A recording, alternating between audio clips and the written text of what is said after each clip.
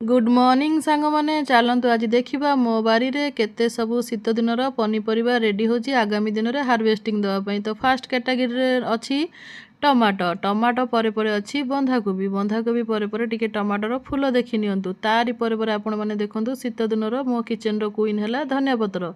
आ धनिया पत्र को टक्कर दवा पई हमर एठी रेडी हो जाइजी पालंग। तो ये हैला फ्रेश आउ मो बारी रो ऑर्गेनिक पालंग।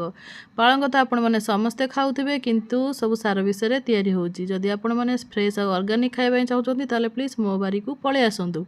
तापर अच्छी गेंडू फूल एठी अच्छी फलकोबी सी भी रेडी होची आगामी दिन में हार्वेस्टिंग दबो। तापर एठी देखंतु ये हैला मटर आ मटर फूलटा धला। तो मुझे फास्ट टाइम मटर लगे आपण मैंने भी मटर लगे कि नहीं कमेंट बॉक्स में जनइबे। तापर देखंतु ये हैला लॉन्ग बीन्स रो फूलटा हैला एमती टिके बैगणी कलर शुणु शुणुका मो हाथ को पळे आसला फटाफट बैगण। तो ये हैला मो किचन गार्डन रो नंबर 1 बैगण गछ। जेते भी बैगण गछ लगे मते एई गछटी सबुठ भल लागे कारण एथिरे फल पूरा बड़ बड़ हुए आ कसी कसी मंजी पूरा पूरा कसी रहे।